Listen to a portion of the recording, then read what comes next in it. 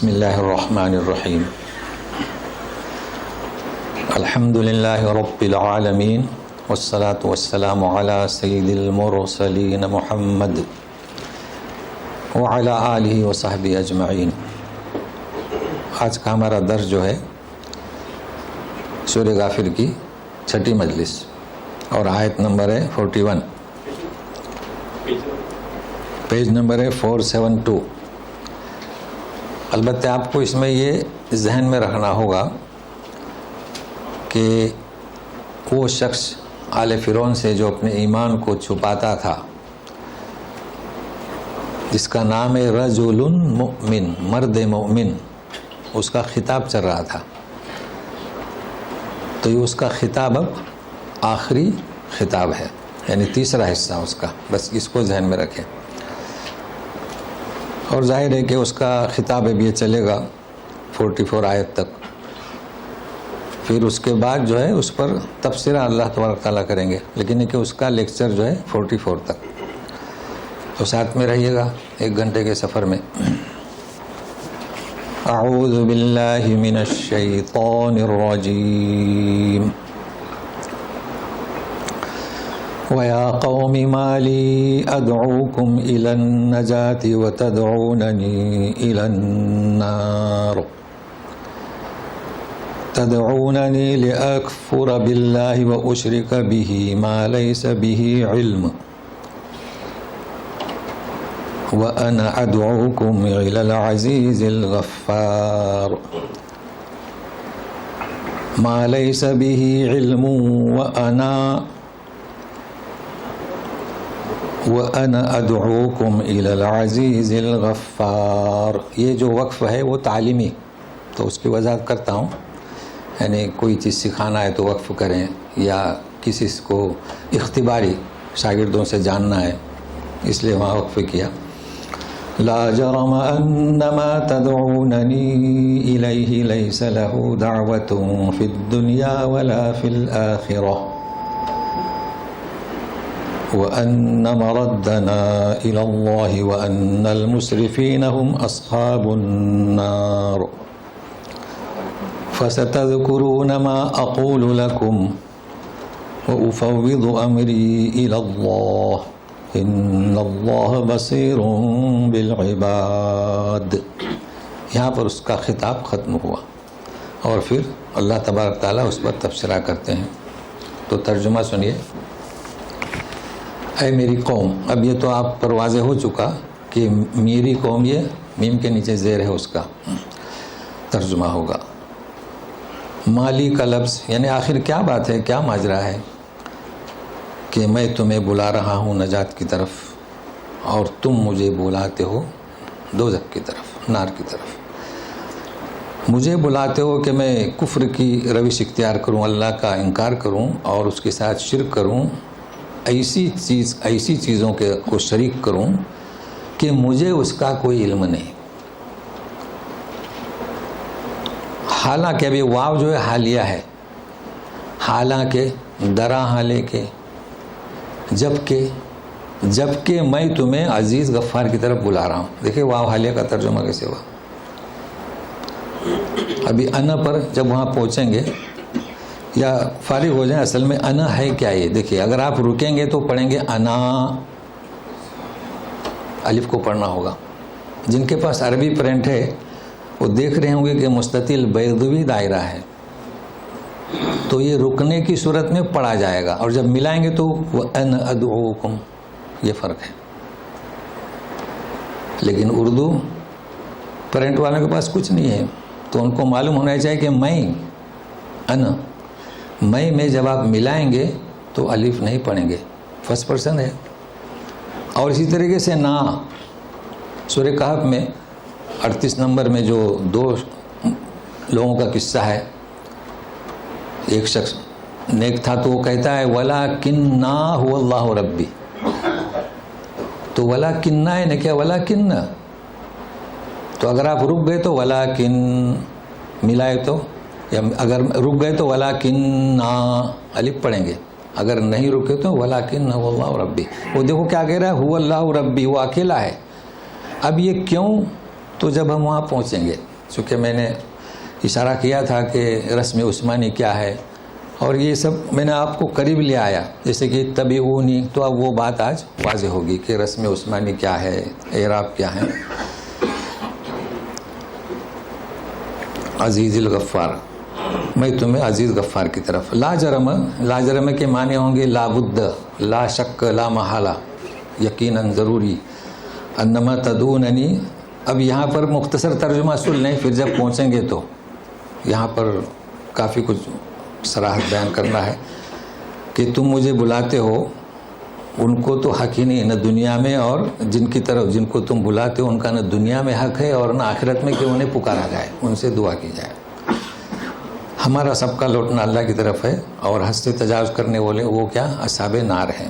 اور آخر میں کہتا ہے کہ تم میری بات کو یاد کرو گے وقت آنے پر، اور میں اپنے معاملے کو اللہ کے سپرد کرتا ہوں۔ تو اب دیکھیے یا قومی، ٹھیک ہے نا، گزشتہ بھی گزر چکا یا قومی، مگر آج مختلف ہے، اس لیے کہ مالی آیا ہے، پہلے مالی نہیں تھا۔ یا قومی اتبعونی، یعنی موسیٰ کو قتل مت کرو، یہ مالی کیا ہے؟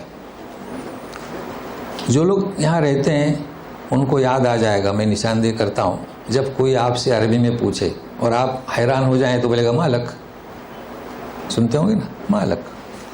تو جس طریقے سے مالک یعنی آپ کو کیا ہوا، جواب نہیں دے رہے، تو اسی طریقے سے مالی، اسی طریقے سے مالو، آپ کہیں گے کہ وہ صاحب نہیں آئے تو مالو، یعنی جب تعجب ہوتا ہے تو یہ حیرت اور تعجب ہے کس جگہ پر استعمال ہو رہا ہے۔ وہ کہہ رہا ہے کہ تمہیں کیا ہو گیا، مگر یہاں کئی چیزیں حذف ہیں، وہ کیا ہیں اسے سمجھے، اس آیت کو سمجھنے کے لیے۔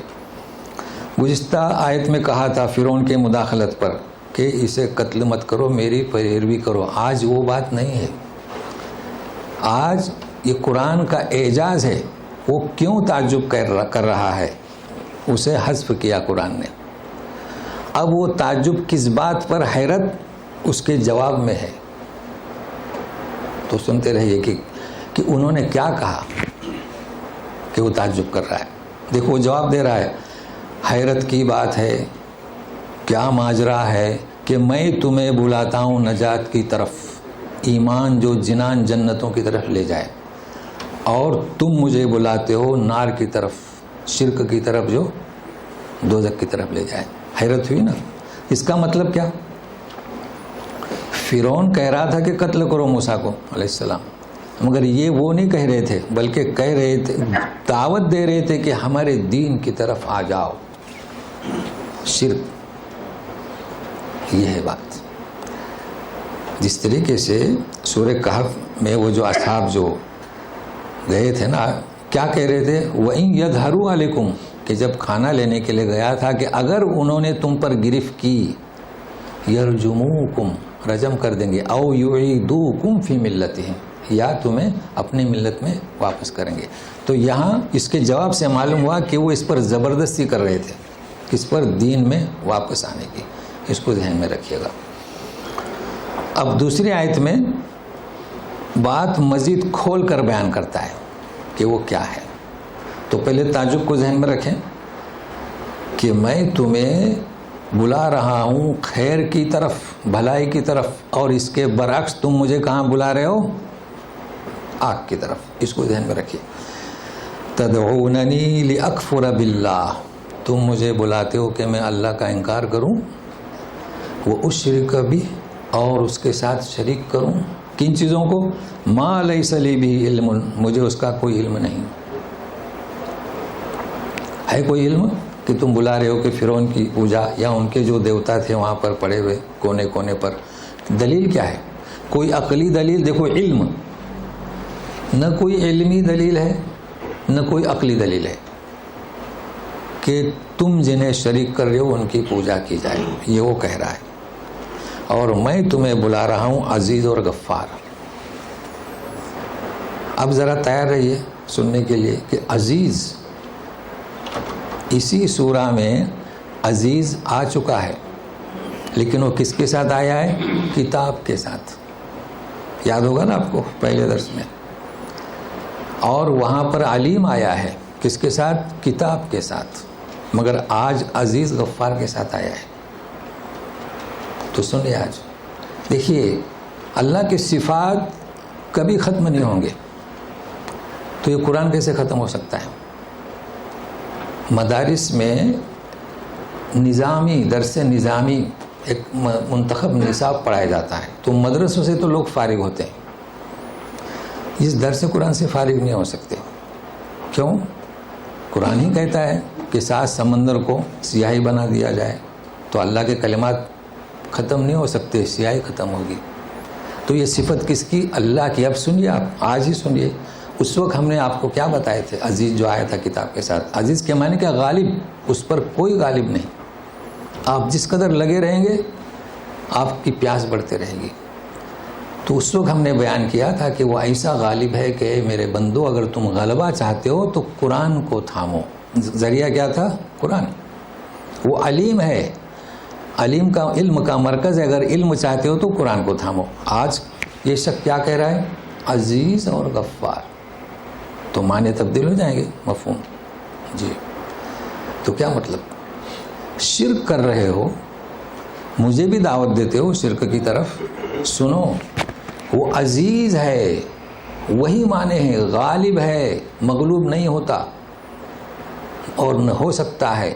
وہ ایسا غالب ہے کہ اگر تمہاری گرفت کرنا چاہے تو اس کا کوئی ہاتھ نہیں پکڑ سکتا۔ دیکھیے کتنا معنی میں فرق ہے، یہ کہہ رہا ہوں، یہ موقع ہے مناسب۔ اچھا پھر غفار کیوں؟ اتنے سخت مجرم ہو، فرعون اپنی عبادت کروا رہا ہے، تم مجھے مجبور کر رہے ہو، مگر سنو وہ غفار ہے۔ اگر تم لوٹ جاؤ رب موسیٰ کی طرف، موسیٰ اور ہارون کے رب کی طرف، میری بات کی طرف، تو وہ ایسا غفار ہے کہ اگر وہ تمہیں معاف کر دے تو بیچ میں کوئی بھی حائل نہیں ہو سکتا۔ دیکھیں سبحان اللہ۔ اب غفار، جس فرد کو اس نام سے نسبت رکھنا ہے یہ غفار ہے، اور مزید آپ سنتے رہیں گے، یہ تو ختم نہیں ہوگا۔ اسے چاہیے کہ اپنی نسبت استغفار کثرت سے کرے جی۔ اب ایک چیز کی میں طرف توجہ دلاتا ہوں، ہمارے یہاں اصل میں ہوا کیا ہے کہ قرآنی ترتیب نہیں ہے نا ہمارے یہاں۔ دیکھیے بات کو نوٹ کرنے کی کوشش کریں، جب بھی کوئی آپ آرٹیکل دیکھیں گے تو ملے گا توبہ و استغفار، ہے نا؟ تو معلوم ہوا کہ توبہ مقدم اور استغفار بعد میں، جبکہ قرآن یہ نہیں کہتا ہے، قرآن کچھ اور کہتا ہے۔ قرآن کہتا ہے استغفار اور توبہ۔ تو یہ چیز پہلے نوٹ کریں، پھر بتائیں گے دونوں میں فرق ہے۔ فرق کیا ہے کہ سورہ ہود، ایک ہی سورہ کی 3 آیتوں کو میں نے کوشش کیا پیش کرنے کی تاکہ آپ کو زحمت نہ ہو۔ آیت نمبر 3 میں وَأَنِ اسْتَغْفِرُوا رَبَّكُمْ ثُمَّ تُوبُوا إِلَيْهِ، پہلے کیا؟ استغفار، ثُمَّ تُوبُوا إِلَيْهِ۔ تو ابھی توبہ استغفار ہے، استغفار اور توبہ، استغفار اور توبہ۔ 52 آیت پر استغفروا ربکم ثم توبوا الیہ، 61 پر فاستغفروہ ربکم کے بجائے ثم توبوا الیہ۔ تو اب آپ یاد رکھیں کہ استغفار کسے کہتے ہیں، استغفار مقدم کیوں، اور وہ بھی نوٹ کر لیں۔ حدیث نبی کریم صلی اللہ علیہ وسلم سے فرمایا استغفار کریں، استغفر اللہ الذی لا الہ الا هو الحی القیوم واتوب الیہ۔ دیکھو حدیث میں بھی، یعنی نص حدیث توبہ آخر میں۔ جب آپ جانیں گے کہ کیا مطلب توبہ کا اور استغفار کا، اور یہ بھی ذہن میں رکھیے، یہ مقالہ ہے، باقی اس کا لیکچر ابھی باقی ہے، یہ بھی ذہن میں رہیں کہ ہم اس کا آخری حصہ پڑھ رہے ہیں۔ دیکھو استغفار کے معنی کیا، وہ شخص کہہ رہا ہے کہ غفار آ جاؤ، لوٹ جاؤ، مٹا دے گا، ڈیلیٹ کر دے گا، چھپا دے گا، یہ بھی اس کے معنی آتے ہیں۔ اس لیے کہ بتوں کی پوجا کرنے والے جب فرشتے ریکارڈ کھولیں گے، اگر آپ نے رجوع کیا، استغفار کیا ہے تو کچھ نہیں ملے گا، ہے نا، چھپا دیا نا استغفار۔ لیکن توبہ کا کیا مطلب؟ توبہ کسے کہتے ہیں؟ ایک انسان سے کوئی گناہ ہو جائے، وہ اس گناہ کو ترک کرتا ہے اور نہ کرنے کا عزم کرتا ہے نا، اور پھر رجوع کرتا ہے. دیکھو آدم علیہ السلام سے ایک خطا سرزش ہوئی، آپ نے کیا کیا؟ فتاب، رجوع. تو جب بندہ اللہ کی طرف متوجہ ہوتا ہے تو اللہ بندے کی طرف متوجہ ہوتا ہے. تو ہم ترجمہ کیا کرتے ہیں؟ توبہ قبول کرتا ہے، معنی وہی نا. تو توبہ استغفار ہر آدمی کرے، استغفار میں اپنے گناہ کا تعین نہیں کرتا، اور توبہ جب اس سے کوئی سرزد گناہ ہو جائے اور پھر توبہ کے بعد رجوع یعنی نیک اعمال کرتا ہے. دیکھیے الا من تاب وآمن وعمل عملا صالحا، نیک اعمال کرے. تو استغفار اور چیز ہے، توبہ اور چیز ہے. اب یہ شخص جو ہے اتنی دعوت دے دیا، اس نے دیا نا دعوت، جی دعوت تو دے دیا، لیکن اب یہ جن کی طرف بلا رہے تھے ان کے سلسلے میں، ان کے بارے میں دو ٹوک الفاظ میں کیا کہتا ہے اسے سنیے. لا جرم انما تدعوننی الیہ لیس له دعوت فی الدنیا ولا فی الآخرہ. ترجمہ ہو چکا ہے. کہتا ہے کہ تم جن کی طرف مجھے بلا رہے ہو ان کی پوزیشن کیا ہے؟ کیا پوزیشن ہے؟ انہیں پکارتے ہو. لیس لہ دعوت، پکارنا. ان کی پوزیشن یہ ہے کہ دنیا میں اگر تم انہیں پکارو، ان سے دعا مانگو تو ان کا حق ہی نہیں ہے. کیوں؟ وہ سنتے ہی نہیں. کسے پکار رہے ہو؟ اور اگر سنتے ہیں ما یستجاب لکم، تمہیں جواب نہیں دے سکتے. اگر کوئی فرضی خیال کرے کے سنتے ہیں ہمارے شیخ صاحب، پیر صاحب، وہ جواب نہیں دے سکتے، وہ خود پریشان ہیں. تو کہنا یہ چاہتا ہے کہ انہیں کوئی حق ہی نہیں. اچھا دیکھیے، فی الدنیا والآخرہ، جب دنیا میں نہیں سنتے، جواب نہیں دے سکتے، تو آخرت میں کیا ان کا حق ہے؟ یہ کہہ رہا ہے. یعنی کتنی دو ٹوک بات کر رہا ہے. پھر کیا کہتا ہے؟ وَأَنَّ مَرَدَّنَا إِلَى اللَّهِ. مرد لوٹنا، ہم جو لوٹیں گے اللہ کی طرف، یہ بتوں کی طرف نہیں، فرعون کی طرف نہیں. اسے بھی ذہن میں رکھیے، فرعون سامنے ہے، خطاب اپنی قوم سے ہے. مردنا، لوٹنا، آخرت میں اور دنیا میں بھی. اللہ تعالیٰ فرماتے ہیں سورہ نساء 59 آیت میں، فَإِن تَنَازَعْتُمْ فِي شَيْءٍ فَرُدُّوهُ إِلَى اللَّهِ وَالرَّسُولِ. مومنین کی شان کیا ہے کہ دنیا میں بھی اللہ کی طرف رجوع، آخرت میں اسی کی طرف لوٹنا ہے. دیکھیے کتنا فرق ہے. اگر تم کسی بات، دیکھیے اس کے پہلے آتی اللہ والرسول اولی الامر منکم، اطاعت کرو اللہ کی، رسول کی، اپنے اہل علم کی، اہل حکم کی. لیکن اگر کسی چیز میں اختلاف ہو جائے تو کہاں لوٹنا ہے؟ ہمارا مرجع کیا ہے؟ اللہ اور رسول، کتاب اور حدیث ہے. تو آخرت میں بھی، چونکہ آج موضوع یہی ہے، دنیا میں بھی مومن کی شان، آخرت میں بھی مومن کی شان.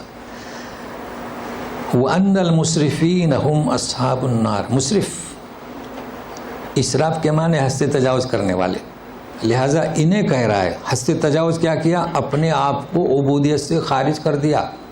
ہم اللہ کے بندے ہیں تو خارج کیا فرعون نے، اور لوگوں کو اللہ کی عبودیت سے خارج کر کے میری عبودیت میں شامل، فرعون کی عبودیت میں شامل کیا. یہ ہے مسرف. اس سے بڑھ کر حد سے تجاوز کرنے والا کون ہوتا ہے؟ باقی وہ بھی ہے جو فضل خرچی کرے، لیکن یہاں اس کا مقصد یہ ہے. اب یہ اتنی باتیں کہیں اس نے، اور اتنا ہی نہیں کیا بلکہ اب اپنے آپ کو اللہ کی سپرد کرتا ہے. لیکن اللہ کو سپرد کرنے سے پہلے میں نے کافی چیزیں مبہم بیان کی، اسے سنیے گا. ہم نے آپ کو انما تدعوننی کا ترجمہ کیا کر کے بتایا ہی نہیں، کیونکہ آیت سے ہم فارغ ہو جائیں. تو ابھی ذرا ساتھ میں رہیے گا. لا جرم کے تو معنی واضح ہو گئے، ٹھیک ہے. اچھا، سورہ کہف کی آخری آیت ہے، قل انما انا بشر مثلکم. ہے نا انما، یہاں پر بھی انما ہے.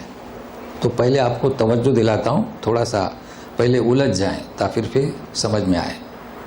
کیا ترجمہ کیا انہوں وہاں پر ہم نے؟ میں تو محض میں تو صرف تمہارے جیسا بشر ہوں. یوحا الی انما، صرف اللہ ہی معبود ہے. یہاں میں نے صرف کا ترجمہ کیا نہیں کیا. بہت کچھ آج سیکھیں گے انشاءاللہ. نہیں کیا. اور یہی لوگوں میں جو غلط تصور پایا جا رہا ہے اسے آج سمجھنے کی کوشش کرتے ہیں. بھائی کیوں نہیں کیا آج صرف کا ترجمہ؟ تو سنیے یہ ہے کیا. دیکھیے ایک تو ان ما، کیا مطلب؟ یقیناً، جو یا نہیں. ما نافیہ بھی ہوتا ہے، موصولہ بھی ہوتا ہے. ان یہ چونکہ درمیان میں آنے کی وجہ سے ان ہو گیا، تو ان ما بے شک نہیں یا جو، ٹھیک ہے نا. اور جہاں ملا دیا تو صرف. مگر یہاں ملایا تو سنیے گا، پہلے آسان کیے دیتا ہوں. اصل میں یہ یوں تھا، ان ما منفصل. اس کا ترجمہ کیا ہوا عربی میں؟ ان الذی تدعوننی الیہ. اب واضح ہو گیا. تو اب الذی، ما بھی الذی کے معنی دیتا ہے، تو ان ما تدعوننی، یقیناً تم جس کی طرف مجھے بلاتے ہو. اب واضح ہو گیا اس کے معنی. یہاں صرف نہیں کر سکتے. لیکن سوال یہ آتا ہے کہ قانون گرامر کے خلاف ایسا کیوں؟ تو سنیے گا. 3 چیزوں کو میں لایا ہوں، چونکہ لوگ سوالات کرتے ہیں وہ سمجھ نہیں پائے. ایک تو جامع القرآن، قرآن کس نے جمع کیا؟ یہاں بھی لوگوں کا غلط تصور ہے. رسم عثمانی، یہ بھی نہیں جانتے. اور اعراب القرآن. تو اعراب القرآن میں کیا فرق ہے، رسم عثمانی میں کیا فرق ہے؟ بھائی اعراب کسے کہتے ہیں؟ زیر زبر پیش، تجدید اور نقطے، اسے اعراب کہتے ہیں. اور رسم عثمانی کسے کہتے ہیں؟ اور جمع القرآن کسے کہتے ہیں؟ تو چلیے پہلے جمع القرآن. آپ کوئی بھی کتاب نکالیں، جامع القرآن ابو بکر صدیق خلیفہ اول، لوگوں میں کیا مشہور ہے؟ عثمان غنی، ہے نا؟ سنتے ہیں نا جی. کیوں؟ تو ہم جمع قرآن کو سمجھے ہی نہیں. تو جامع القرآن کون؟ خلیفہ اول. کیا جمع کیا انہوں نے، اس کو سمجھے اصل میں تو سمجھ میں آئے گی بات. عثمان غنی بھی جامع القرآن ہے، ابو بکر صدیق بھی جامع القرآن ہے، مگر تطبیق کیسے دیں گے؟ یہ عوام میں کیوں مشہور ہوا؟ تو سنیے گا. قرآن شریف چمڑوں کی تختیوں پر، اور نہ جانے اس وقت کیا تھی، لکڑیوں کی تختیوں پر، اور حفاظ کرام کے دلوں میں اس طریقے سے تھا. لیکن فتوحات ہونے لگیں، شہید ہونے لگے، تو صحابہ کرام نے مشورہ کیا. اس وقت عمر بھی تھے، حضرت عثمان غنی، سارے تھے. تو ان چمڑوں کو ایک تختی میں جمع کیا. کس نے؟ ابو بکر صدیق. کیا نام؟ جامع القرآن. یہ ہے. لوگ اس کو بھول جاتے. لیکن عثمان غنی کے زمانے میں کیا ہوا رضی اللہ تعالیٰ؟ وہ بھی جامع القرآن. کیا ہوا؟ تو سنیے گا. اصل اس کو سمجھنا ہے. قرآن شریف شام میں پڑھا جاتا تھا. قرآن شریف مکہ میں، مدینہ میں، کوفہ میں، بصرہ میں، یمن میں، بحرین میں، جہاں تک اسلام پہنچا. ہر ایک کا لہجہ الگ. مصری قاری کو لیں، المنشاوی کو لیں، تو ولضالین میں ہم تو 3 الف مت کرتے ہیں، وہ 6 الف کرتے ہیں نا. تو یہ تو ایک، ابھی تو قرآن شریف میں آپ کو بتاؤں گا یہاں جو نیچے کہ کس طرح تو ہر لہجے میں قرآن شریف پڑھا جا رہا تھا. یعنی جس کو آپ کیا قرات سبا کے نام سے جانتے ہیں. تو لوگوں نے مشورہ دیا کہ کل کیا ہوگا کہ یمنی قرآن، شامی قرآن، مکی قرآن اور بحرینی قرآن. تو عثمان غنی نے کیا کیا؟ ان ساری قراتوں کو ایک دفتر میں جمع کیا. ہوئے جامع القرآن. تو فرق سمجھے نا، فرق سمجھیے. یعنی لہجوں کو تو کون سا لہجہ اختیار کیا؟ قریش کا. قرآن کہاں نازل ہوا؟ مکے میں. لہجہ کس کا؟ قریش کا. اب ہمیں کیا چاہیے؟ ان کے لہجے میں ہم سیکھیں قرآن شریف. تو اس وقت آپ نے اس نسخے کے 7 نسخے بنائے. بس اب کوئی شامی اور یمنی نہیں. رسم مصحف عثمانی، مکہ، مدینہ، یمن، کوفہ، بصرہ، شام اور بحرین. اب یہ کس کی ابتدا کر رہے ہیں؟ انما تدعوننی، رسم مصحف عثمانی. واضح ہوا؟ یا قومی، یا قومی، تو اس کا نام کیا ہے؟ رسم مصحف عثمانی. کیوں ایسا؟ امت نے اجماع کیا. کیونکہ اجماع کسے کہیں گے کہ سارے اہل علم کسی چیز کو قبول کریں کسی مقصد کے تحت. نبی کریم صلی اللہ علیہ وسلم کی وفات کے بعد اجماع ہوا. لہٰذا آج آپ دیکھیں گے وہ مصحف عثمان غنی رضی اللہ عنہ کا ترکیہ میں میوزیم میں موجود ہے. تو یہ ہے کہ رسم اس مصحف کیا عثمانی. اب اعراب کسے کہیں گے؟ لوگ یہ بھی نہیں سمجھ رہے. لوگ سمجھتے ہیں کہ اعراب جو ہے عثمان غنی رضی اللہ تعالیٰ میں لگا ہے. کہاں کیوں کنفیوز ہو رہے ہیں؟ دیکھیں نا آپ نے. تو سنیں اعراب کسے کہتے ہیں. کیا نام اس کا؟ عبد الملک بن مروان. 86 کی بات کر رہا ہوں، انہیں صدی کے آخر میں. کتنے فتوحات ہوئی نا جی. اب عجمی داخل ہوئے. عجمی سے مراد عربی چھوڑ کر کوئی بھی ہو، اردو ہندی جو بھی آنے لگے. وہ قرآن شریف کو غلط پڑھنے لگے. مطلب فاعل کی جگہ زبر، مفعول کی جگہ پیش، تو معنی غلط ہوئے نا جی. تو اس نے مشورہ دیا کسے؟ حجاج بن ثقفی کو. سب سے پہلے نقطے لگائے. دیکھیے لوگ بغیر نقطے کے پڑھتے تھے لیکن پڑھتے تھے کہ یہ عجمی سے مراد غیر عربی لوگ. تو زیر زبر پیش لگائے. تو ابھی زیر زبر میں یعنی جسے اعراب کہتے ہیں، ہم اکثر اعراب بولتے ہیں. اعراب میں اور رسم عثمانی میں اور جمع القرآن وغیرہ صدیق میں فرق ہوا نا جی. اب اس کو میں آگے واضح کروں گا. تو یہ ہے وہ فرق. تو یہ اس کے معنی صرف کے نہیں ہوں گے جی. اب وہ اپنے آپ کو اللہ کے حوالے کرتا ہے. تو سنیے کیوں. موسیٰ علیہ السلام نے کیا فرمایا تھا؟ اُذْتُ بِرَبِّي وَرَبِّكُمْ. میں اپنے آپ کو پناہ میں دیتا ہوں اللہ کے، ہے نا. یہ ایسا نہیں کہہ رہے مرد مومن. سنیے فَسَتَذْكُرُونَ مَا أَقُولُ لَكُمْ وَأُفَوِّضُ أَمْرِي إِلَى اللَّهِ إِنَّ اللَّهَ بَصِيرٌ بِالْعِبَادِ. اعلان کہہ دیا، دعوت کا حق ادا کر دیا، اس کے بعد اطمینان کی سانس لیتا ہے. کیوں؟ معاملات اپنے آپ کو نہیں. امری کا کیا مطلب؟ میں اپنے معاملات کو اللہ کے حوالے، اللہ کے سپرد کر رہا ہوں. تو کیوں ایسا کہہ رہا ہے؟ پھر کہتا ہے کہ میرا اللہ کون ہے؟ بصیرٌ بالعباد. بندوں کو خوب دیکھنے والا ہے. تو سنیے بات کیا تھی بھائی. وہاں تو بات تھی قتل کرنے کی، کس کے؟ موسیٰ علیہ السلام کی. تو بولے اُذْتُ بِرَبِّي. یہاں قتل کی بات نہیں تھی. وہی سورہ کہف، اصحاب کہف والا مسئلہ کہ یہ مجبور کر رہے تھے کہ اپنے دین کی طرف رجوع کرو.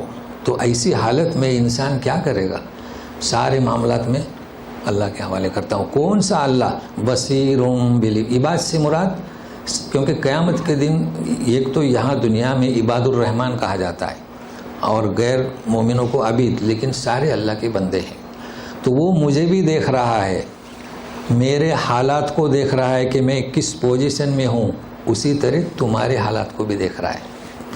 تو ایسے کہ میں حوالے کر رہا ہوں. ایسا نہیں کہ صرف میرے حالات کو دیکھ رہا ہے، نہیں، تمہارے بھی حالات کو دیکھ رہا ہے. بصیر بالعباد، یہ اس نے کہا. اب نتیجہ کیا نکلا جب اس نے یہ کہا؟ ظاہر ہے کہ یہ وہ شخص نہیں ہے. میں نے پہلے ہی بتلایا تھا کہ جو 2 بھیجے، پھر تیسرا بھیجا، پھر اس سے کہا، پھر اسے قتل کیا گیا. وہ آدمی نہیں ہے یہ. وہ بھی موسیٰ علیہ السلام کا ایک حصہ تھا. اسے تو اللہ نے بچایا. تو سنیے فَوَقَاهُ اللَّهُ سَيِّئَاتِ مَا مَكَرُوا وَحَاقَ بِآلِ فِرْعَوْنَ سُوءُ الْعَذَابِ. دیکھیے عربی پرنٹ والے مکرو کو دیکھیں. مکرو کے الف کے اوپر جو ہے دائرہ بیضوی نہیں ہے بلکہ گول ہے. اسے کبھی نہیں پڑھا جائے گا، نہ ملاتے وقت نہ ٹھہرتے وقت. تو کیا یاد رکھیں گے عربی پرنٹ پڑھنے والے؟ اگر وہ بیضوی ہے تو رکتے وقت پڑھا جائے گا، جیسے انا، ولیکننا، اور ملاتے وقت نہیں پڑھا جائے گا. لیکن یہ جو گول ہے وہ پڑھا ہی نہیں جائے گا. دیکھیں مکرو. اب تو آپ سنیے، اللہ نے اسے بچایا. تو کسے بچایا؟ کس شخص کی بات ہو رہی ہے؟ اس مرد مومن کی. تو جب اسے بچایا تو موسیٰ علیہ السلام بھی سب بچے، سبھی بچ گئے نا. اللہ نے اسے بچایا. سیئات ما مکروا، انہوں نے جو تدبیر کی تھی تو تدبیر کی برائیوں سے بچایا. انہوں نے جو مکر کیا تھا وہ کیا مکر کیا تھا؟ یا تو دین میں اپنے مجبور کر دیں یا رجم کر دیں، بچایا. اور حاق بآل فرعون سوء العذاب، آپ جانتے ہیں کہ فرعون کیا ہوا اس کے نتیجے میں؟ اپنے لشکر کے ساتھ ڈوب گیا سمندر میں. یہ تو واضح ہے، لیکن یہاں جو ہمیں سمجھنا ہے وہ سنیے.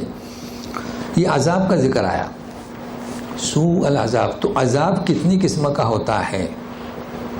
دنیا میں عذاب آیا، اس کو نوٹ کر لیں. یہاں آیا کہ نہیں آیا؟ یہ دنیا میں عذاب آیا آل فرعون پر. اب جو طوفان اور فیضانات آتے ہیں، لوگ مرتے ہیں، کیا یہ بھی عذاب ہے؟ سوچنا ہے نا. عذاب آخرت میں بھی ہوگا، عذاب برزخ میں بھی ہوگا. تو اس کی وضاحت میں کیے دے رہا ہوں. دیکھیے، جن قوموں پر عذاب آیا جو تباہ و برباد ہوئی، دنیا کا عذاب، سوء العذاب. دلیل قرآن کی آیت. اب جو ہمارے یہاں طوفان اور ایکسیڈنٹس وغیرہ ہوتے ہیں جہازوں کے، یہ اسے عذاب نہیں کہہ سکتے. اسے عذاب کہیں گے، عذاب کے بعد وہ لوٹتا نہیں واپس. تو فرق ہے عذاب میں اور کیا اسے کہتے ہیں امتحان میں. جی، حالانکہ لوگ یہاں بھی مرتے ہیں، طوفان میں بھی مرتے ہیں.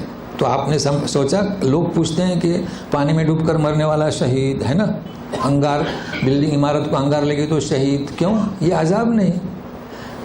پریشان کیوں ہوتے ہیں لوگ؟ بھائی قرآن سے جڑیے. اگر وہ شہید ہے، یعنی شہید کا درجہ، تو پھر آپ عذاب کیسے کہتے ہیں؟ وہ عذاب نہیں ہے. طوفان میں جو لوگ مرے وہ کیا ہیں؟ شہید ہیں. عذاب کا ذکر نہیں ہے. تو عذاب میں اور اختبار، یعنی جسے آپ کہتے ہیں امتحان، جانچنا، فتنہ کا لفظ بھی آیا ہے تاکہ لوگوں کو عبرت ہو کہ یہ کشتی جو چلاتے ہیں ہم چلاتے ہیں، دیکھو ڈوب بھی سکتی ہے، لوگ مرتے ہیں نا. تو وہ عذاب نہیں. اب مسلمان قرآن کو چھوڑے ہوئے ہیں، جہاں سے علم حاصل کرنا تھا اسے چھوڑ کر دوسری طرف دوڑ رہے ہیں، تو امتحان تو ہوگا نا. تو اس کو عذاب کیسے کہیں گے؟ عذاب میں قوم تباہ کی جاتی. لیکن اور جو مجھے خاص بتلانا ہے وہ یہ ہے کہ اب اگلی آیت میں برزخ کا عذاب آ رہا ہے. پتہ نہیں مسلمانوں کو کیا ہو گیا. تو یہ آیت کو نوٹ کر لیں. اس آیت میں دنیا کا عذاب بھی ہے، قبر کا عذاب بھی ہے، اور آخرت کا عذاب بھی ہے. یہ آیت کافی ہے. لیکن لوگ پوچھیں گے کہ قبر کا عذاب کہاں ہے؟ قرآن کی آیت سے بتلائیے. یہ بات کہاں سے آئے عوام میں کچھ سمجھ میں نہیں آ رہا ہے. تو سنیے بھی. النار يعرضون عليها غدوا وعشيا ويوم تقوم الساعة أدخلوا آل فرعون أشد العذاب. دیکھو دونوں عذاب آ گئے اس میں. سب سے پہلے بتاؤں آپ کو، سنیے. وَيَوْمَ تَقُومُ السَّاعَةُ. اب کیا پڑھیں گے؟ ادخلو. اب آپ کو جو ہم نے گرامر بتایا کہ تیسرے کا خیال کریں، وہ کہا نہیں ہے. کیوں؟ یہ حمزہ اصلی ہے، یاد رکھنا. وہ کہاں بتایا تھا؟ جہاں حمزہ وصلی ہے. اگر حمزہ وصلی ہو تو کیا پڑھا جائے گا؟ ادخلو، ہے نا. ہاں، تو آپ سنیے، میرے ساتھ میں رہیے. ابو عمرو، ابن عامر اور شعبہ. وَيَوْمَ تَقُومُ السَّاعَةُ ادخلوا آل فرعون اشد العذاب. فرق ہوا نا. انہوں نے اسے حمزہ وصلی مانا. ترجمہ کیا ہوگا؟ داخل ہو جاؤ. کیا ترجمہ ہوگا؟ ادخلو، داخل ہو جاؤ. اچھا، اگر ملا کر پڑھے وَيَوْمَ تَقُومُ السَّاعَةُ ادخلوا، حمزہ وصلی. اب اس کے علاوہ جتنے ہیں سبا عشرہ والے سارے کے سارے، بروایت حفص اور سارے، وہ کہتے ہیں ادخلو. تو ادخلو کے معنی کیا؟ اور قیامت کے دن داخل کرو آل فرعون کو، ہے نا. تو تین قرہ کیا کہتے ہیں؟ داخل ہو جاؤ. دیکھو یہی تو قرآن کا اعجاز ہے نا، کہ قراتیں الگ پڑھی، مفہوم وہی. داخل ہو جاؤ خود بخود، اس میں بھی توہین اور تحقیر. یعنی پکڑ کے داخل کرو تو بھی توہین اور تحقیر. اب یہاں یعرضون علیہا غدوا وعشیا. دنیا میں عذاب آیا، غرق ہو گئے، کہاں پہنچے؟ عالم برزخ میں، جسے ہم کیا کہتے ہیں؟ قبر، ہے نا. ان کی پانی میں قبر بنی، جہیں بھی وہ عالم برزخ میں ہے. تو النار یعرضون علیہا، پیش کی جائے گی ان پر آگ صبح و شام. اب کیا کیا جائے؟ کیا ہے یہ؟ برزخ ہے نا. تو پھر عذاب کا انکار کیسے کرتے ہیں؟ قبر کا عذاب تو یہ نص قرآنی ہے کہ یہ فرعون اور آل فرعون تو کیا ہے، صبح شام انہیں دکھایا جائے گا کہ یہ ہے جہنم. دیکھتے رہو، کل جب سور پھونکا جائے گا تو کل قیامت میں یہ تمہاری رہنے کی جگہ ہے. اب اختلاف، اچھے لوگ نمازی پوچھتے ہیں کہ قبر کا عذاب کہاں ہے. اللہ وہ کیوں پوچھتے ہیں؟ عقلی علمی دلیل نہیں کہ آدم علیہ السلام سے لے کر آج تک لوگ قبر میں کتنا زمانہ ہو گیا، ان کو قیامت تک کے عذاب. اچھا تو آپ عذاب کو تقسیم کر رہے ہیں، فکر لگیے بھائی یہ تو برزخ کی بات ہے، ہم کیوں تقسیم کریں ان کا. اچھا وہ سورہ یاسین کی آیت من بعثنا من مرقدنا ھذا، کہ ہمیں اپنے آرام گاہ سے کس نے جگایا، اس آیت پر وہ بزید ہیں کہ قبر میں عذاب نہیں. بھائی آپ ایسے بزید کیسے ہیں، کیوں رہتے ہیں؟ عذاب قبر برحق ہے، البتہ نوعیت ہم نہیں جان سکتے. اب آپ بتائیں کہ ایک شخص کو پھانسی کی سزا ہو گئی، لیکن ہمارے یہاں پھانسی کی سزا 10 سال کے بعد پھانسی کا نمبر آتا ہے نا. اب بتائیں کہ 10 سال کی زندگی اس کی کیا رہے گی؟ وہ تو پھانسی پہ چڑھنا ہے، کل کل کل کر کے 10 سال ہو گئے. عذاب ہے کہ نہیں؟ تو یہ بھی عذاب، لیکن ہم حتمی طور پر، یقینی طور پر ہم کچھ نہیں کہہ سکتے کہ اس کی نوعیت کیا ہے. قرآن یہ کہتا ہے. اب یہ کہ آپ یوں کہیں کہ کھڑکی کھول دی جاتی ہے جہنم کی، جنت کی، ان پر چونکہ یہاں کیا یعرضون پیش کیا جاتا ہے، اس کا مطلب دکھایا جاتا ہے، انہیں لے نہیں جایا جاتا. تو جنت کو بھی پیش کیا جاتا ہے مومنوں پر. اچھا پھر نص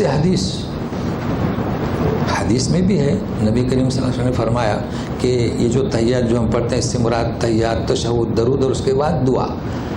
یہ حالانکہ اس میں کئی اجزاء ہیں. تحیات جو ہم شروع میں کہتے ہیں تحیات اللہ والصلوات، تحیات ہے، پھر تشہد ہے، پھر درود شریف ہے، اور پھر دعا ہے. تو فرمایا کہ ہر نماز میں 4 چیزوں سے پناہ مانگو. اب میں پڑھتا ہوں، ترتیب میں فرق ہے. اللہم انی اعوذ بک من عذاب القبر ومن عذاب جہنم ومن فتنۃ المحیا والممات ومن شر فتنۃ المسیح الدجال. جن کو جو یاد ہے نا ترتیب، وہ بھی صحیح ہے، 4 چیزیں ہیں. لیکن یہ بہت کم لوگ جانتے ہیں. ہمارے یہاں جو نماز کی ترتیب ہے اس سے یہ دعا غائب ہے، یہ دعا نہیں پڑھی جاتی. کیوں؟ تو انہیں تو اعتراض ہوگا نا.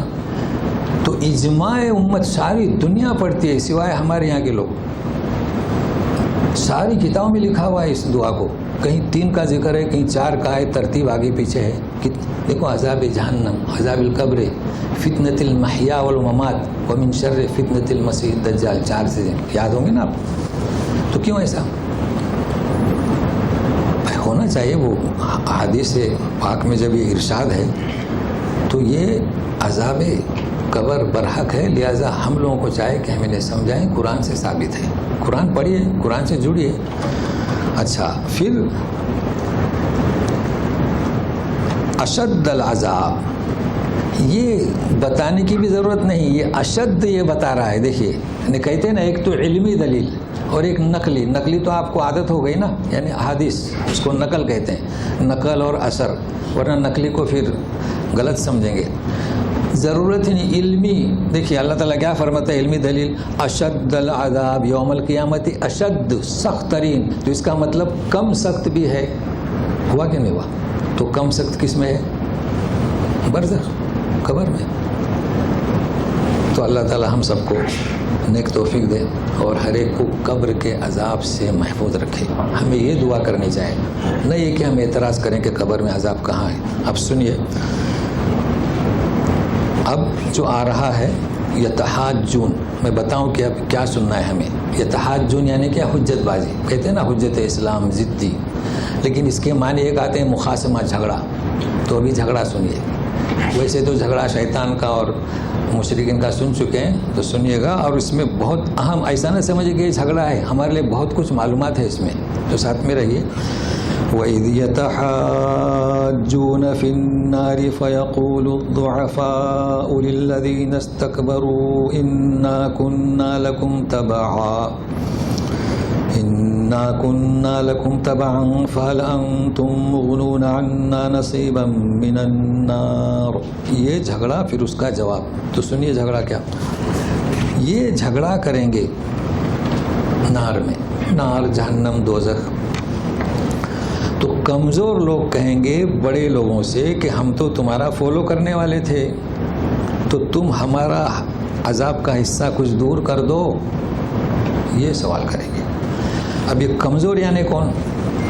ہمیشہ جو مالدار ہوتا ہے یا اس کی پوسٹ بڑی ہوتی ہے وہ اپنی دھاک جماتا ہے، اور کمزور لوگ بیچارے مجبور ہیں، وہ سمجھتے ہیں، جیسے کہ چھوٹے چھوٹے بستیوں میں عرس ہوتے ہیں، تاجہ داری ہوتی ہے، وہ بیچارے مجبور ہیں، ان کے ساتھ میں وہ شرک کر لیتے ہیں، کہاں جائیں پھر۔ اسی طریقے سے جو ہو رہا ہے آج کل بڑے پیمانے پر، یہ بڑے بڑے لیڈر اور رئیس لوگوں کو مجبور کر رہے ہیں شرک کرنے پر، تو یہ کمزور لوگ وہاں پر کہیں گے کہ ہم تو نے تمہاری پیروی کی، اب جب دنیا میں پیروی کی تو تھوڑا سا مغنون ہمیں بری کر دو، تھوڑا سا عذاب کا ایک حصہ، نصیباً ایک حصہ کم کر دو، کہیں گے۔ جواب سنیے۔ قال الذين استكبروا إنا كل فيها إن الله قد حكم بين العباد۔ بڑے لوگ جن کی پیروی کی گئی تھی وہ کہیں گے کہ ہم تو سبھی اس میں ہیں، سبھی اس میں ہیں، کس میں؟ جہنم میں۔ کیا کہیں گے؟ ان اللہ قد حکم، اللہ کا فیصلہ ہو چکا بندوں کے درمیان، اب یہ کہیں گے۔ اور دنیا میں کیا کہتے تھے؟ دنیا میں انہیں یہ پٹی پڑھاتے ہیں کہ برزخ، قبر کچھ نہیں، جنت دوزخ کچھ نہیں، دوسرا جنم، تیسرا جنم،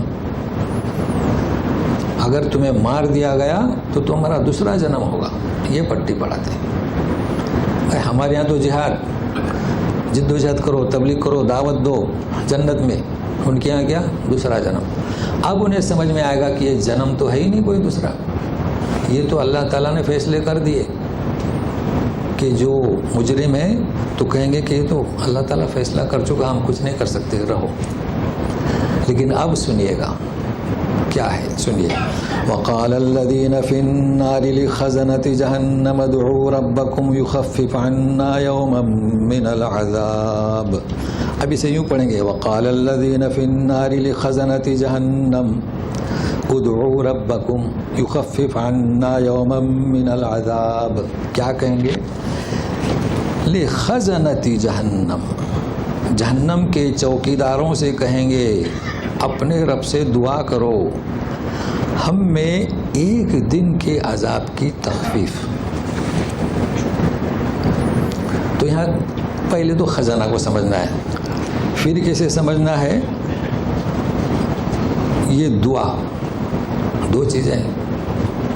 خزانہ جانتے ہیں، خزن اور خزینہ اور خازن، تو خزانہ اور خازن اور خزین تو صندوق ہے، اس میں مال رہتا ہے۔ ہمارے یہاں کہتے ہیں خازن، جو صندوق کا چوکیدار ہے، اس لیے کہ مال اس کے پاس ہے نا۔ ہمارے یہاں تو ہاں خازن کا ہی نام رکھتے ہیں، کیشر کہتے ہیں، پتہ نہیں جی۔ تو وہ چونکہ چوکیدار ہوتا ہے، مال اس کی حفاظت میں ہوتا ہے، تو جہنم کا داروغہ اسے بھی خازن کہا جاتا ہے، مگر یہاں خزانہ کہا جا رہا ہے۔ یہ خزانہ کیوں کہا جا رہا ہے؟ اور اس کا ترجمہ داروغہ نہیں کیے، داروغوں، تو اس کو پہلے سمجھے۔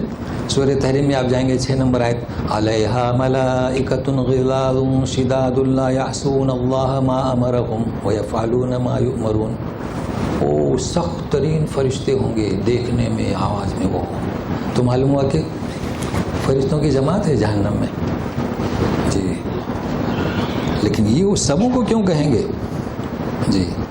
تو یہ ہمارا جو مجموعہ ہے نا حوامیم کا، چوتھا مجموعہ میں آپ پڑھیں گے آیت نمبر 77 میں، زخرف میں، وَنَادَوْا يَا مَالِكُ، تو وہ جو داروگا ہوگا ان کا، اس کا نام کیا، جو اصل داروگا اس کا نام مالک. پڑھیں گے انشاءاللہ آئندہ، پھر بھی نوٹ کر لیں. وَنَادَوْا يَا مَالِكُ، کیا کہیں گے؟ لِيَقْضِ، یعنی ہمیں مار دے. ربک، اب یہاں کیا ہے؟ ربکم، اور وہاں کیا کہیں گے؟ رب، چونکہ ایک سے کہہ رہے ہیں نا، تو اس سے کہیں گے کہ تم دعا کرو کہ ہمیں موت دے دے. لیقضی علینا، کیوں؟ اس لیے کہ جو عذاب ہو رہا ہے نا، اس عذاب سے بہتر ہے کہ ہمیں موت دے دے. مگر ابھی سنیے، یہ تو میں نے بتلایا کہ یہ خزانہ کیوں، تو خزانہ یعنی فرشتوں کی جماعت. اب یہ سارے داروغہ سے کیوں کہیں گے؟ وہ اتنے بے بس ہو گئے، اتنے مجبور ہو گئے کہ انہیں پتہ ہی نہیں چل رہا کس سے کہا جائے. ہم پر ذرا رحم کرو. ٹھیک ہے رحم کرو، لیکن کیا رہے ہیں؟ دعا کرو. یہ ہے اصل روح اس آیتوں کی. کیا کہہ رہے ہیں؟ دعا کرو. تو دعا کیا ہے؟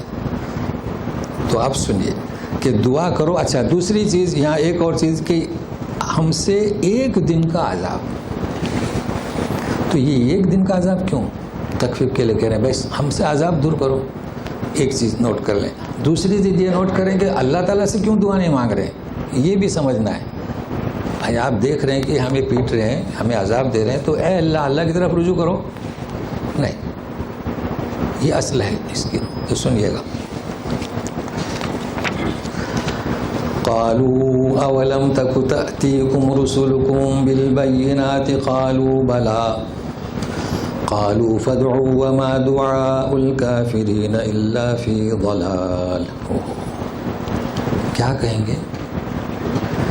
تمہارے پاس تکو یعنی تکونو نہیں آئے تمہارے رسول واضح دلیل لے کر، سوال کریں گے. وہ کہیں گے کہ دعا کرو نا، تو یہ جواب ملے گا. قالوا بلا، کیا کہیں گے؟ کیوں نہیں. اور یہ آپ جانتے ہو کہ نام نہیں کہہ سکتے. کیوں نہیں؟ اس کے پہلے ہو چکا ہے. کیوں نہیں کا مطلب رسول آئے، اور اگر کہا کہ نام تو اس کا مطلب نہیں آئے. یہ قاعدہ ہو چکا ہے پہلے. فدعو، تم ہی دعا کرو. دیکھیں، فدعو، تم ہی دعا کرو. پھر کہتے ہیں وما دعاء الکافرین الا فی ضلال، اور کافروں کی دعا کوئی فائدہ نہیں دیتے. اب اس چیز کو سمجھیں. دیکھیے، بات یہ ہے کہ یہ موت کی تمنا کریں گے، ہے نا، اور ایک دن کے عذاب کی تخفیف کی دعا کریں گے. اب ایک ساتھ اسے میں سمجھا رہا ہوں. اور دعا کرنے کے لیے کہیں گے فرشتوں سے. تو پہلی بات یہ ہے کہ یہ جو کہیں گے نا کہ ایک دن کی تخفیف، یہ اتنے بیزار ہو جائیں گے کہ کم سے کم یوں کہنا کہ ہمارے عذاب سے ہٹا دے، کم سے کم ایک گھڑی تو دے دو ہمیں. کوشش کریں گے. یعنی انسان جب بے بس ہو جاتا ہے تو کیا کہنا کیا نہیں کہنا، کسے پکارنا. مگر چونکہ ان کی عادت بنی ہوئی تھی لوگوں سے دعا کرنا، تو یہ ایک گھڑی یا ایک دن. اچھا، دوسرا وہ کہیں گے تم خود ہی پکارو. اس لیے کریں گے، وہ کہیں گے کہ یہ جو دعا ہے اور کسی کو پکارنا ہے، اس کی جگہ یہ نہیں ہے. اس کی جگہ کون سی ہے؟ دنیا میں تم پکارو اللہ تبارک تعالیٰ کو، دنیا میں تم دعا کرو اللہ سے. اچھا، اب دوسرا نقطہ یہاں آپ یاد رکھیں. ایک مومن کی شان اور کافر کی شان دیکھیے. مومن دنیا میں اللہ کو پکارتا ہے نا. کافر کسے پکارتا ہے؟ مشرک کسے پکارتا ہے؟ غیروں کو پکارتا ہے. اب دیکھیے جوڑ کیسا. تو کل قیامت میں مومن اللہ ہی کو پکارے گا. وہ بھی بتلا دیتا ہوں، یعنی اللہ سے دعا کرے گا. اب یہ بھی عجب بات ہے کہ مومن یہاں بھی دعا کرے گا. جی ہاں، یہاں بھی دعا کرتا ہے، اور قبر میں بھی دعا کرے گا، اور قیامت میں جنت میں بھی دعا کرے گا. یہ مومن کی شان ہے. اب جو لوگ غیروں سے دعا کرتے ہیں وہ جہنم میں بھی غیروں سے ہی دعا کریں گے. دیکھیں، فرشتوں سے کہہ رہے ہیں. تو فرشتے کہیں گے کہ تمہاری دعا تو اب قبول ہونے کا وقت نہیں ہے، یہ وقت دنیا میں تھا. جی، تو مومن کی شان سنیے گا. پڑھیں گے انشاءاللہ. سورہ حدید میں ہے، 12-13 آیت نکالیں. یوم تری المؤمنین والمؤمنات. دیکھیے دونوں کا ذکر ہے یسعی نورہم بین ایدیہم و بایمانہم. دیکھیے یہ بات بھی عجب ہے کہ جب وہ چلیں گے نا پل صراط پر تو نور ہوگا ان کا اور یہ آگے چلے جائیں گے. منافقین کیا کریں گے؟ منافقین کا تو نور نہیں ہوگا, وہ روشنی بھی ہوگی تو بجھ جائے گی, اندھیری ہو جائے گی, تو وہ کہیں گے, پکاریں گے اسی کے آگے کہ کیا فانظروا نقتبس من نورکم, ذرا رکو تمہارے نور سے کچھ لے لیں. تو جواب ملے گا دیکھو وہاں بھی انہی سے دعا کرتے ہیں,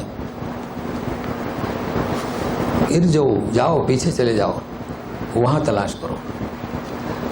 اللہ اللہ. مومن کی شان دیکھیے.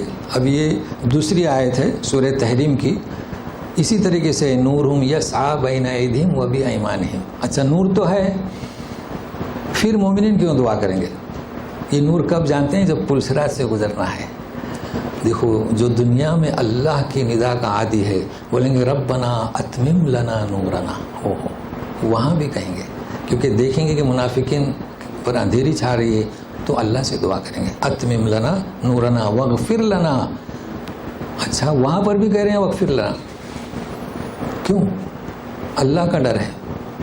یہاں بھی کہتے ہیں, پل صراط پر بھی یہی کہیں گے انک علی کل شیء قدیر, کیونکہ وہاں کا جو منظر ہے. تو کہنے کا مقصد یہ ہے کہ مومنین کے شان ہے کہ دنیا میں بھی کہتے ہیں ایاک نعبد و ایاک نستعین ہے, تو پھر پل صراط جیسا مشکل اور کٹھن گھڑی کون سی ہے؟ وہاں پر بھی کہیں گے انشاءاللہ ہم کیا کہیں گے ربنا اتمم لنا نورنا. اب رہا سوال ایک کہ یہ لوگ وہاں پر موت کی تمنا کریں گے, تو اس پر ایک میں حدیث پیش کرتا ہوں, بہت ضروری ہے. آج کل ہمارے یہاں جو ماحول ہے کہ لوگ خودکشی کرتے ہیں, جان دیتے ہیں صرف تمنا کرنے کے بارے میں. یعنی ہوتا ہے کئی لوگوں کو ہم نے دیکھا ہے ان کی بیماریاں جو ہے, چونکہ یہ بیماریاں اصل میں ہیں کیا, لیکن آپ نے دیکھے ہوں گے ایسے مریض کے چلاتے ہیں چیختے ہیں جیسے کہ پتھری وغیرہ ہے. آخری عمر میں کسی کو خاص کر بیماری لگ جائے تو ہم نے دیکھا ہے کہ وہ برداشت کے باہر ہوتی ہے, تو چپکے سے وہ گولیاں کھا کے اپنے آپ کو موت کے گھاٹ میں پھینک دیتے ہیں. تو سنیے گا, سب سے پہلے حدیث سنیے گا. دیکھیے یہ موت کی تمنا کرنا کس کا شیوا ہے؟ مشرکین کا, مومن کا نہیں. مومن تو ہمیشہ دعا کرتا ہے. تو سنیے حدیث ہے, نبی کریم صلی اللہ علیہ وسلم فرماتے ہیں کہ موت کی آرزو نہ کرو. کیوں؟ دنیا کی بات ہو رہی ہے. اگر تم نیک ہو اور تمہیں کچھ وقت مل گیا تو زیادہ سے زیادہ نیکیاں کرو, ہے نا. موت کی آرزو میں کیوں کرتے ہو؟ چلو ایک بد ہے اور موت کی آرزو مت کرو. کیوں؟ کہ توبہ, استغفار اور توبہ کر کے اللہ کو راضی کر لو, یہ ہے موت. لیکن ہمارے معاشرے میں کیا ہے کہ وہ پریشان ہو کر, تو یہاں تو موت کی تمنا کی بات ہو رہی ہے, خودکشی کی نہیں. خودکشی کرنا اپنے آپ کو جان, یہ بچوں کی تربیت ہونی چاہیے. یعنی اللہ تعالیٰ کی نے جو ہمارے پاس ایک ہمارا جسم جو امانت رکھا ہے اس میں خیانت کی ہے ہم نے, کیونکہ ہمیں ایک موقع دیا ہے. اب رہا سوال جسے آپ لوگ کہتے ہیں عذاب, حالانکہ یہ عذاب نہیں ہے, فتنہ ہے, آزمائش ہے. کیوں؟ گناہ معاف ہوتے ہیں. تو اس قدر جو تکلیف ہوتی ہے, لیکن یقین مانیے آپ نے ایسے مریض کو دیکھا نہیں, اسے چاہے کہ دعا کرے اللہم انی ظلمت نفسی ظلما کثیرا, دعا پڑھے, دعا کا اثر ہوتا ہے کیونکہ اللہ تعالیٰ سنتے ہیں. مگر یہ کہ بے بس ہونا اور گولیاں کھا کے اپنے آپ کو, بڑی اس کی توہین ہے, کل قیامت میں حساب ہوگا. اچھا دوسری چیز, کسی اور کو بھی مارنا, یہ بھی اللہ تعالیٰ کے قانون میں مداخلت ہے, کیونکہ اللہ نے ایک موقع دیا ہے اور اس موقع میں ہم نے مداخلت کرنا, یا اپنے آپ کو مارنا یا کسی اور کو مارنا, یہ مداخلت ہے. تو بہرحال یہ آیات ہیں اور کچھ احادیث میں نے پیش کیا تھا. اور اب اس کے بعد جو شروع ہو رہا ہے انا لننصر رسلنا والذین آمنوا فی الحیاۃ الدنیا ویوم یقوم الاشہاد. تو سنیے, انا لننصر رسلنا والذین آمنوا فی الحیاۃ الدنیا ویوم یقوم الاشہاد. یہ اشہاد یعنی ہم جو ہیں, ہمارے ہے یقیناً ہمارے رسولوں کو اور جو ایمان لائے دنیاوی زندگی آخرت میں اور آخرت میں بھی, فی الحیاۃ الدنیا و یوم یقوم الاشہاد. اشہاد اللہ تعالیٰ فرماتے ہیں مدد کریں گے.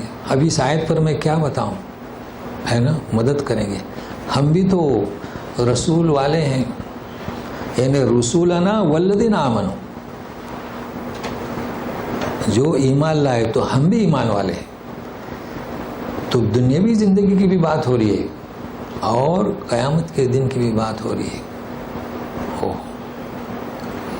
اب اس پر کیا بات ہے کہ آج کل آپ دیکھ رہے ہیں کہ ہماری جو اسلامی قوت ہے سمٹ رہی ہے ہر طرف سے. سمٹ رہی ہے نا جی, ہر طرف سے سمٹ رہی ہے. کیوں؟ وہ اصل ایمان ہمارے پاس نہیں ہے. جی ہاں, ایمان کیا ہے؟ جیسے کہ میں نے کہا کہ بھائی قرآن شریف کی تعلیمات ہم اس سے کبھی فارغ نہیں ہو سکتے, لیکن ہمارے یہاں جتنے بھی ملیں گے وہ فارغ ہو چکے ہیں. کون سے علم سے فارغ ہو چکے ہیں بتائیے نا. اگر کوئی شخص کسی علم سے فارغ ہوا ہے اس کا مطلب یہ ہے کہ وہ لمیٹیڈ اور محدود ہے. وہ کون سا علم ہے؟ فقہ شافی, وہ تو محدود ہے نا. فقہ حنفی, وہ تو محدود ہے. قرآن تو محدود نہیں ہے. تو قرآن پڑھنے والے کبھی نہیں کہتے کہ ہم فارغ ہوئے ہیں. تو جب یہ حالت ہے, اچھا ہمارے یہاں دوسری چیز, ہمارے یہاں جو ہے ہم مسلمان ہیں. اللہ تعالیٰ ہمیشہ کہتے ہیں کہ رسول اور ایمان لانے والے. تو ہم کون ہیں؟ ہم اہل رسول ہیں, ہم اہل آخرت ہیں. کون ہیں ہم؟ کہیں یہ محسوس ہوتا ہے کہ ہم اہل رسول ہیں, رسول والے ہیں؟ ہم رسول والے ہیں, آخری نبی والے ہیں نا. ہم مسلمانوں کو دیکھا جائے تو ان کے نام سے, ان کے طریقہ کار سے کبھی محسوس نہیں ہوتا ہے کہ قرآن اور رسول والے ہیں. کہیں بھی دیکھیے نام ہمارا کیا ہے, ہماری پہچان کچھ اور ناموں سے ہے. تو کیا بیان کروں اس پر؟ تو انشاءاللہ یہیں سے درس شروع ہوگا. صرف میں نے ایک اشارہ کر دیا آپ کو کہ یہاں سے ہمارا درس شروع ہوگا. تو اصل یہ ہے کہ آپ کو کافی محنت کرنا ہے میرا. آپ کو دیکھیے کوشش یہ کریں کہ یہ جو ہمارے بچے ہیں نا, نوجوان, ان کی تربیت اچھی ہو, ان کے ذہن کو صاف کریں اور انہیں بھی لے آئیں درس قرآن میں, تاکہ انہیں ابھی سے عادت ہو جائے کہ اصل پیغام کیا ہے, رسولوں کے ذریعے جو ہم تک آیا. تو اسی پر میں اکتفا کرتا ہوں. پھر آئندہ دوسرا عنوان شروع کرتے ہیں. اعوذ باللہ من الشیطان الرجیم. انا لننصر رسلنا والذین آمنوا فی الحیاة الدنیا ویوم یقوم الاشہاد. تو اسی آیت سے درس ہوگا. 50 تک آپ ختم کریں. سبحانک اللہم و بحمدک اشہد ان لا الہ الا انت استغفرک و اتوب الیک. جی تو اسی طرح جلد آ جایا کریں. 5 منٹ آپ کو دیتے ہیں سوالات کے لیے. جی 2-3 سوالات ہیں, لیکن ایک ہی اس پہ ہے. جی ایک ہی موضوع پر ہے. جی آپ نے کہا کہ 5-6 لہجے 7 لہجے ملا کے وہ مصحف عثمانی. جی یہ جو یہاں پر یہ قرآن ہمارے ہاتھوں میں یہ کون سا مصحف ہے؟ جی. اور نمبر 2 کہ بر صغیر میں جو ہمارے یہاں بر صغیر پاک میں جو قرآن پڑھے جاتے ہیں وہ کیا ہے؟ جی. اور مکلف کیا ہے ہم پر کہ ہم کون سا پڑھیں؟ جی. اچھا, دوسرا سوال ہے کہ یہ جو تجوید جی اور تجوید سے پڑھنا اور سمجھ کے پڑھنا اور ترجمہ پڑھنا, جی کیا مطلب اس کا ایک دوسرے کے اوپر کیا وہ ہیں اثرات ہیں اور کیا مکلف کیا ہے؟ جی. اور تلاوت اور تدبر ان تینوں میں کیا؟ جی جی بہت اچھا. سنتے رہیے آپ ترتیب سے. دیکھیے مطلب ہے کہ یہ جو مصحف ہے آخر میں اس پر لکھا ہوا ہے بے روایت حفص عن عاصم. کوئی بھی قرآن شریف لیں تو اس پہ لکھا ہوا ہے. کیا لکھا ہوا ہے؟ بے روایت حفص عن عاصم. بالکل جو آخر میں جو عربی لکھی ہوئی ہے نا, یہ دیکھیے یہ جو پیج یہاں پر ہے حمزہ, یعنی 604 کے بعد جو حمزہ ہے دیکھو آپ کو ملے گا پہلی سطر کتب ھذا المصحف وضبط علی ما یوافق روایت حفص بن سلیمان, اور آخر میں عاصم. ملا آپ کو پہلی سطر؟ ہاں آخری پیج, یعنی ناس کے بعد جائیں, ناس کے بعد پہلا پیج, پہلی سطر ملا. ہاں دیکھو کیا لکھا ہے, ما یوافق روایت حفص بن سلیمان, آخر میں عاصم ہے. تو ہم کہتے ہیں مختصر بے روایت حفص عن عاصم. ملا, عاصم دوسری لائن میں ہے. تو یہ مصحف اس سے بنا ہے. ٹھیک ہے. اچھا اب رہا سوال کہ 7 قراتیں ہے نا. اگر عثمان غنی رضی اللہ عنہ یہ محنت نہیں کرتے, اچھا ہوا کہ ہم نے آپ کو وقت دیا, تو 7 قرآن ہو جاتے تھے. تو اب آپ نکالیے, میں آپ کو بالکل سمپل بتاتا ہوں. سورہ فاتحہ نکالیے, اسی میں 7 قرآن جمع کر دیے. کس میں؟ اسی میں. سورہ فاتحہ نکالیے, بالکل آسان مثال. دیکھیے میں پڑھ رہا ہوں, الحمدللہ رب العالمین الرحمن الرحیم مالک یوم الدین. مالکی دیکھیں آپ نے کیا ہے میم پر؟ کھڑا زبر. تو یہ تھا نہیں, یہاں 7 قراتیں ہوئی. آپ کیا پڑھ سکتے ہیں؟ مالک یوم الدین, ملک یوم الدین ہے. اب اگر کوئی پڑھے کہ آپ ملک کیوں کہہ رہے ہیں؟ قل اعوذ برب الناس ملک الناس, دے دے گا دلیل. تو اللہ ملک بھی ہے, اللہ مالک بھی ہے. تو یہ اس میں کمال ہے, لیکن یہ کہ اب لوگ سمجھ نہیں رہے ہیں نا. یہ ہے کمال, دکھایا نا میں نے. اچھا, اب یہ دوسرا میں نے آج دکھایا, ادخلو اور ادخلو, تو اسی میں 7 قراتیں ہیں. نہیں تو کیا بات ہے کہ کھڑا زبر ماں کر دیتے, مالک نہیں, یہاں قرات ہے. اب جو قرات پڑھتے ہیں, دیکھیے دوسرا کہ ہندوستان میں جو قرآن اردو کہیں, اب تو اردو تقسیم ہو گئی نا. اردو والوں کا جو قرآن شریف ہے انہوں نے آسانی کر دی ہمارے لیے. کیا کر دی؟ آسانی. تو انہوں نے یہ زیر زبر میں فرق کر دیا. آپ کو یقین ہو جائے گا نا کہ زیر زبر کہاں سے آئے؟ حجاج بن ثقفی سے. یہ بھی انہوں نے خود نہیں لگوائے, وہ تو انہوں نے 2 اہل علم کو لیا تھا, ان کے ذریعے کروائے. مگر چونکہ مروان نے انہیں وزارت سے فارغ کر دیا اور کہا کہ یہ کام کرو, اس لیے ان کا نام مشہور ہے. سمجھ رہے نا. اب یہ جو ہمارے یہاں علامت وغیرہ یہ آسانی کے لیے کی ہیں, لیکن پھر بھی یقین مانیے صحیح قرآن اس وقت تک قاری نہیں ہو سکتا جب تک کہ اسے گرامر نہ آتے ہوں. اگر وہ قاری ہے وہ کیسی اسے کیا خبر کہ ادخلو کیا اور ادخلو کیا, گرامر چاہیے نا. تو یہ چھوٹی 2-3 کتابیں پڑھنے سے آدمی قاری نہیں ہوتا ہے. قاری کا ایک مطلب کہ قرآن پڑھتا ہے, لیکن وہ قاری نہیں ہو سکتا. بھائی آپ نے قرآن پڑھے تو قاری, یاد کیے تو حافظ, لیکن کون سا حفظ ہے؟ تو یہ چیز ہے. اچھا, اب یہ کہ آپ کیا کہہ رہے ہیں؟ تدبر. ہاں جی, قرات تو ہمارے یہاں ایک تصور جو قرات کسے کہتے ہیں کہ پڑھو, اس کا نام قرات نہیں ہے. یہ ہمارے ایک مشہور ہے, چلو بھائی ذرا قرات پڑھو, اس کا نام قرات نہیں ہے. تو یہاں ایک لطیفہ ہوا تھا. ہمارے ایک شاگرد تھے, ان کے کزن ابھی یہاں موجود ہیں لیکن نام نہیں بتاؤں گا. تو میرے آنے سے پہلے وہ امام صاحب کے پاس گئے, بولے مجھے قرات پڑھنا ہے. انہوں نے کہا کہ پہلے تجوید پڑھ کے آؤ پھر قرات پڑھو. اب وہ پریشان ہوئے کیونکہ قرات کسے کہتے ہیں. تو وہ میرے پاس آئے, میں نے کہا صحیح بھیجا انہوں نے. آپ جب گئے کسی عربی کے پاس تو کیا پوچھنے کا, وہ بھی تو یاد کرنا چاہیے نا. تو قرات تو یہ ہمارے یہاں مشہور ہو گیا, اس کا نام تلاوت ہے. یہ جو جلسے میں پڑھتے ہیں نا, یہاں کہتے ہیں تلا, اس نے تلاوت کی. قرات کسے کہتے ہیں؟ میں نے کہا نا کہ انما, یہ ادخلو ادخلو, اس کا نام قرات ہے. تو اس قرات کو آپ کب سمجھو گے؟ جب کہ تجوید پڑھو, ہے نا. تو تجوید کس کا نام ہے؟ کہ مخرج کو صحیح حرف سے ادا کرنا, اس کا نام ہے. اور قرات, وہ قرات کی ڈگری بغیر عالم کے نہیں ملتی. مطلب ہے کہ اتنے گرامر اس کے ہونے چاہیے, عربی چہارم سوم تک, ورنہ معمولی قرات تو وہ تو بروایت حفص ناصم. جو قرات کے معنی اختلافات, اور انسان پرفیکٹ جو آپ کہہ رہے ہیں نا تدبر قرآن, اب ایک ہر ایک کے بس کی بات تو نہیں ہے. لیکن اگر آپ اب دیکھیے یہ انما, ٹھیک ہے نا. اب آپ نے ترجمہ کر لیا کہ کیا جو جن کی طرف بلاتے ہو, سمجھے تو کچھ نہیں سمجھے. لیکن اب آپ سمجھیں گے کہ رسم مصحف عثمانی اجر ملے گا کہ نہیں. اب آپ کو ذہن میں رہے گا کہ یہ انما جیسا لکھا گیا ہے لیکن امت کا اتفاق ہے, اس کی مخالفت نہ کرو. لیکن اگر کسی نے پڑھا جو جانکار ہے, ان ما تدوننی, تو یہ اس کے لیے جائز ہے. مگر ہم آپ تو ایسا نہ کریں نا. تو اس کا نام ہے تدبر. بہت فرق ہے تدبر. لیکن یہ کہ ہم نے تدبر تو سمیٹ لیا نا, محدود کر دیا کہ پڑھو, بغیر سمجھے پڑھو. جیسے میں نے کئی مثالیں دیں. ایک صاحب, اب جیسے کہ یہی جو مسئلہ چل پڑا ہے کہ ترجمہ کرو, ہے نا, وہ کہاں آپ نے ترجمہ پڑھا ہی نہیں. اگر آپ ترجمہ پڑھتے تو کبھی لوگوں سے نہیں کہتے کہ ترجمہ پڑھو. بھائی ترجمہ حق ادا نہیں کرتا, حق ادا کرتا ہے سمجھانا پڑتا ہے.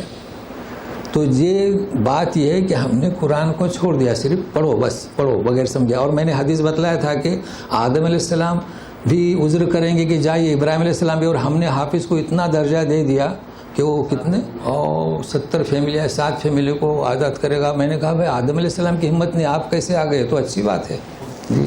اور اس حدیث کو بھی بھول گئے کہ مما او عامل مما فی، یعنی جس پر عمل کیا. تو اس کے لیے محنت کرنا پڑے گی. لیکن ایک چیز ہے کہ آپ جو محنت کر رہے ہیں، چونکہ ہماری زبان اردو ہے تو ہم ظاہر ہے کہ کم حق کو تو نہیں کر سکتے نا، لیکن آپ جڑے رہیں. ابھی دیکھیے یہاں آپ آتے ہیں، میں کئی الفاظ کو بتاتا ہوں اور آہستہ آہستہ دیکھو یا قومی اتبعونی سے میں نے تیار کیا، اب سمجھ میں آ گیا. تو لگے رہیں. یہ تو نہیں ہے کہ کام وغیرہ چھوڑ کے آپ جو ہے فضل اللہ چھوڑ کے اسی کے پیچھے لگے رہیں. لیکن کہاں اب جاؤ گے؟ ہمارے جتنے بھی مدارس ہیں وہاں محدود درس نظامی کچھ نہیں. ہاں فرق ہے.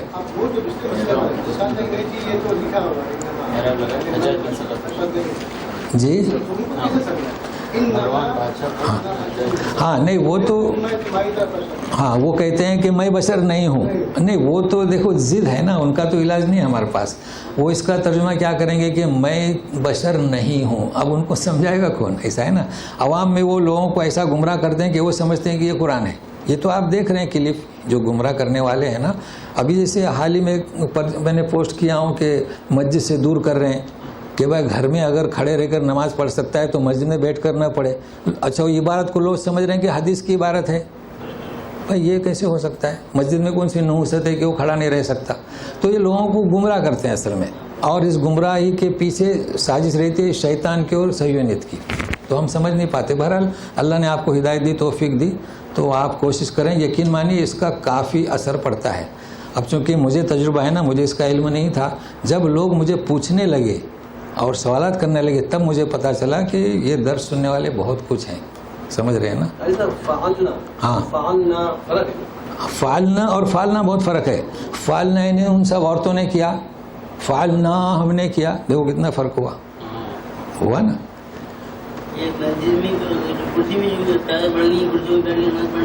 جی ایک چیز یہ بھی سوال بہت اہم ہے، میں آپ کو بتاؤں. دیکھیے جو مسجدوں میں کرسی پر بیٹھ کر نماز پڑھتے ہیں نا، اصل میں نبی کریم صلی اللہ علیہ وسلم نے فرمایا کہ جو قیام پر قادر نہیں ہو بیٹھ کر پڑھے. تو کہاں بیٹھے؟ زمین پہ. 4 زانوں بیٹھے ہو. 4 زانوں بھی بیٹھ سکتا ہے، یہ یاد رکھیے گا. کرسی پر نہیں کہا. لیکن میں ان لوگوں کی طرح نہیں ہوں جو کرسی کو مطلق حرام قرار دیتے ہیں. نہیں ایسا نہیں ہے. تو سنیے غور سے. بیٹھے 4 زانوں بیٹھے. لیکن اگر وہ 4 زانوں نہیں بیٹھ سکتا ہے، یعنی فریکچر ہے، تو کرسی پہ بیٹھے. مطلب گھر پہ نہ جائے. نہیں ابھی سنے پہلے. اگر وہ پیر لمبا کر کے پڑتا ہے تو بے ادبی ہوگی نا مسجد میں. یعنی اگر سامنے لمبا ہوتا ہے تو ٹھیک ہے، پھر بھی بیٹھے. لیکن لیفٹ میں اگر وہ لمبا کر رہا ہے تو وہ پھر کرسی پر بیٹھے. تو مسئلہ سمجھ میں آ گیا نا. تو کرسی کب؟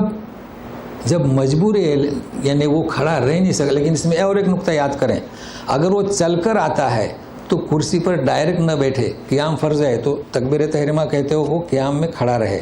اب وہ کتنا رک سکتا ہے؟ 1 سیکنڈ 2 سیکنڈ اور پھر بیٹھ جائے. سمجھ رہے ہیں نا کرسی پر بیٹھنے کا. لیکن کچھ لوگوں کو میں نے دیکھا چلتے ہوئے کرسی بھی خود لے جاتے ہیں اور بیٹھ جاتے ہیں. اور اللہ اکبر، یہ صحیح نہیں. یعنی پہلے میرے پوائنٹ کو سمجھے نا. جی اب آپ کیا کہتے ہیں کہیے. اور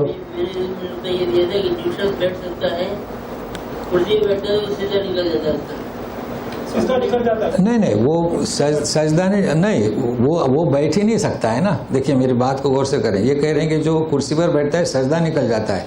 وہ بیٹھ ہی نہیں سکتا ہے نا، کیونکہ بیٹھنے کے بعد بھی ضروری نہیں کہ آپ سجدہ کریں. صرف جس کے درد سر میں درد ہے وہ بھی سجدہ نہیں کر سکتا. تو سجدے کو جھکیں، وہ تو اجازت ہے. جی اشارے سے کریں رکوع، سجدہ رکوع سے کریں. لیکن جو بیٹھ نہیں سکتا وہ کرسی پر بیٹھے. ٹھیک ہے نا. ابی ابن کعب کا بھی اندر لکھا ہوا ہے، ان کا کیا رول؟ ہاں ابی ابن کعب وہ راوی ہے. یہ جو قراتیں ہیں نا وہ بھی بتاؤں گا. ابی ابن کعب حضرت علی ہیں، عبداللہ بن مسعود ہیں. یہ روایتیں جو انہوں نے لی ہیں نا مختلف لی ہیں، تو یہ ان کے ابی ابن کعب سے لی گئی ہے.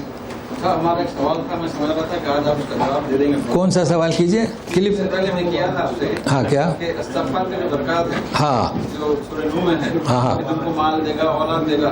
تو کیا یہی استغفار ہے؟ میں صبح 100 دفعہ استغفار پڑھ لیا بس ہو گیا استغفار؟ ہاں استغفار ہے کیا چیز؟ ٹھیک ہے. اچھی بات ہے. استغفار ہے کیا چیز؟